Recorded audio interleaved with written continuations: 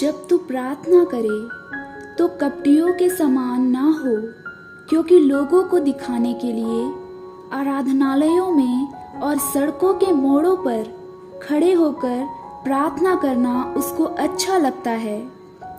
मैं तुमसे सच कहता हूँ कि वे अपना प्रतिफल पा चुके।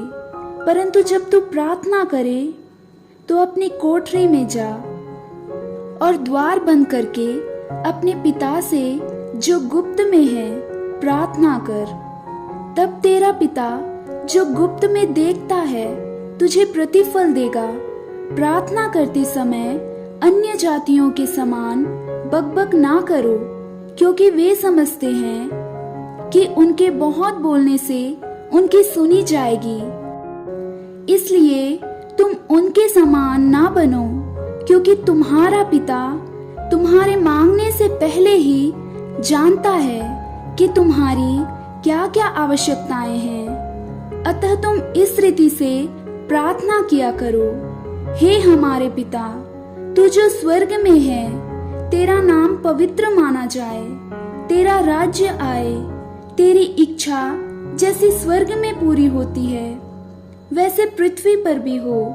हमारी दिन भर की रोटी आज हमें दे, और जिस प्रकार हमने अपने अपराधियों को क्षमा किया है वैसे ही तू भी हमारे अपराधियों को क्षमा कर।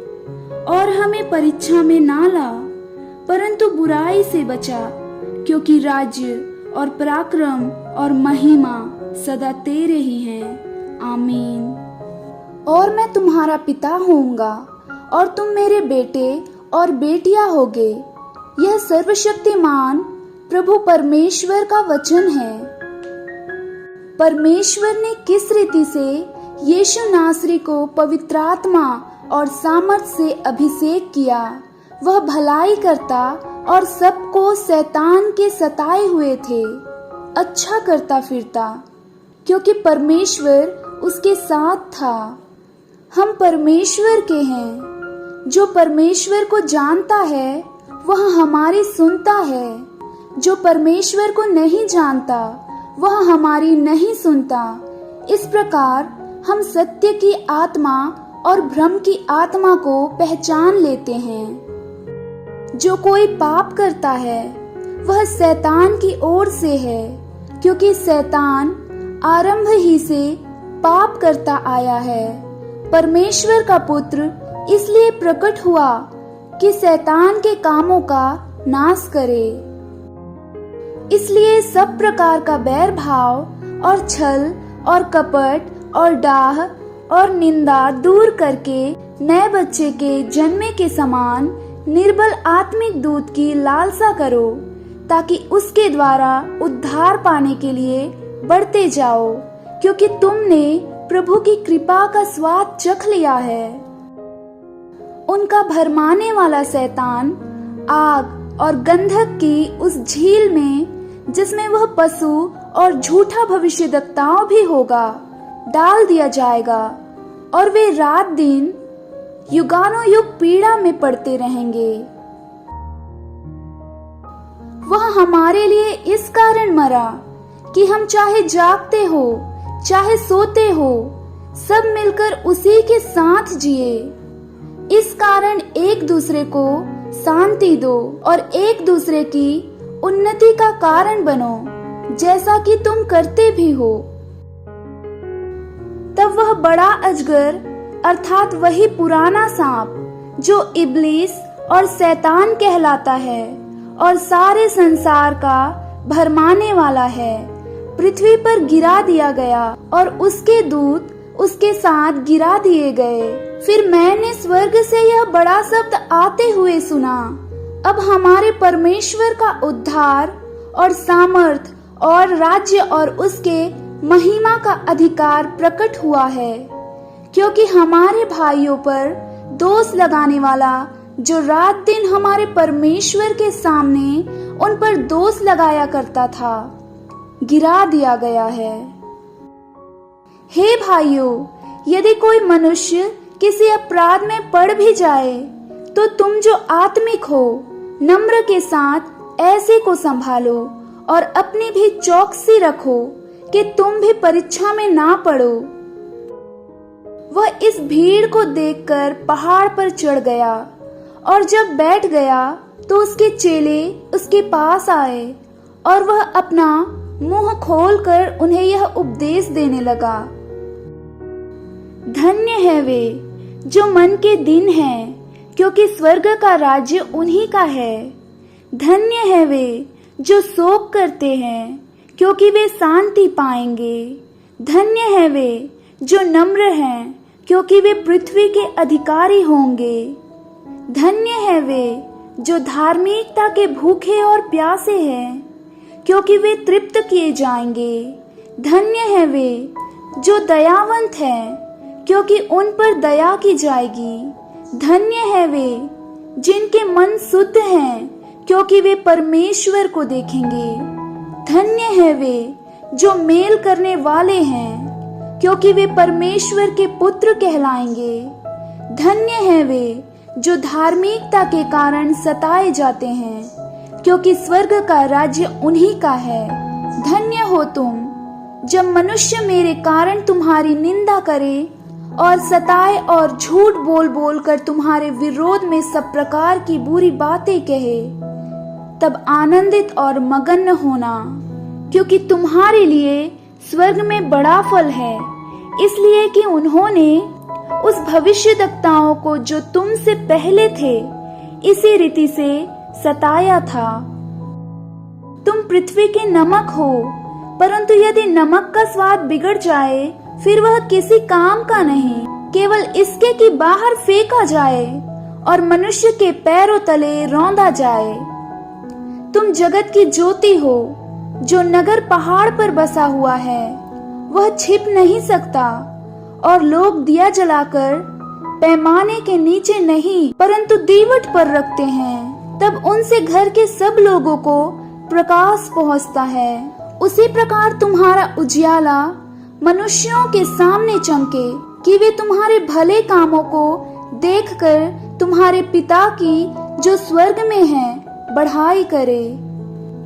यह ना समझो कि मैं व्यवस्था या भविष्यद्वक्ताओं की पुस्तकों को लोप करने आया हूँ। लोप करने नहीं परंतु पूरा करने आया हूँ, क्योंकि मैं तुमसे सच कहता हूँ कि जब तक आकाश और पृथ्वी टल न जाए तब तक व्यवस्था से एक मात्र या एक बिंदु भी बिना पूरी हुए नहीं टलेगा। इसलिए जो कोई इन छोटी से छोटी आज्ञाओं में से किसी एक को तोड़े और वैसा ही लोगों को सिखाए, वह स्वर्ग के राज्य में सबसे छोटा कहलाएगा।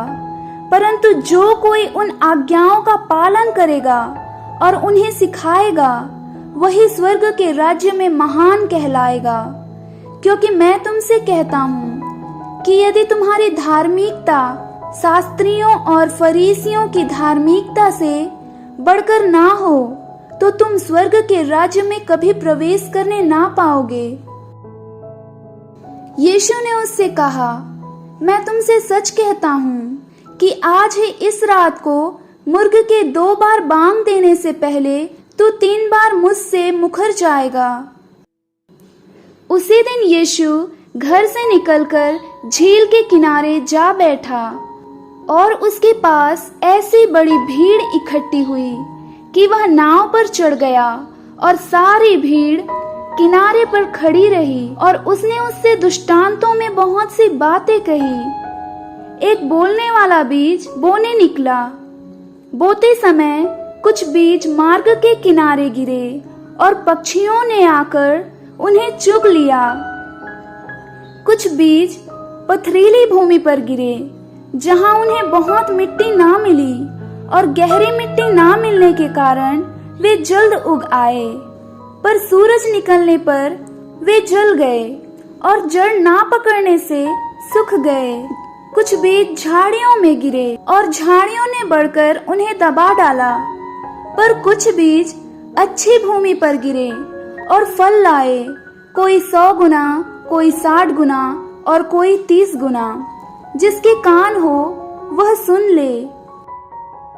चेलों ने पास आकर उससे कहा, तू लोगों से दृष्टांतों में क्या बातें करता है?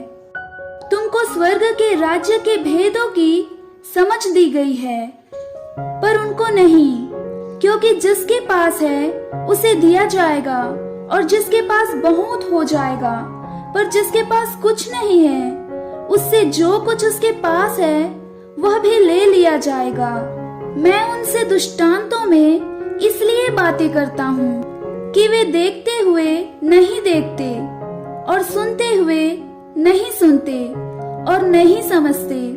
उनके विषय में यशायाह की यह भविष्यवाणी पूरी होती है, तुम कानों से तो सुनोगे पर समझोगे नहीं, और आंखों से तो देखोगे पर तुम्हें ना सूझेगा, क्योंकि इन लोगों का मन मोटा हो गया है और वे कानों से ऊंचा सुनते हैं और उन्होंने अपनी आंखें मूंद ली है।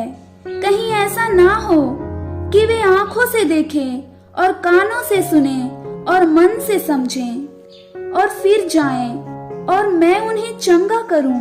पर धन्य है तुम्हारी आंखें कि वे देखती है और तुम्हारे कान कि वे सुनते हैं, क्योंकि मैं तुमसे सच कहता हूँ कि बहुत से भविष्यद्वक्ताओं ने और धार्मियों ने चाहा कि जो बातें तुम देखते हो देखे पर ना दिखी, और जो बातें तुम सुनते हो सुने पर ना सुनी।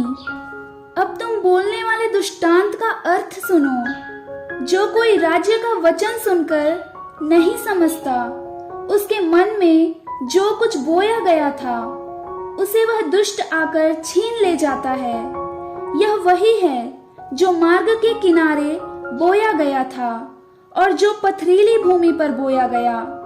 यह वह है जो वचन सुनकर तुरंत आनंद के साथ मान लेता है, पर अपने में जड़ ना रखने के कारण वह थोड़े ही दिन का है, और जब वचन के कारण क्लेश या उपद्रव होता है तो तुरंत ठोकर खाता है।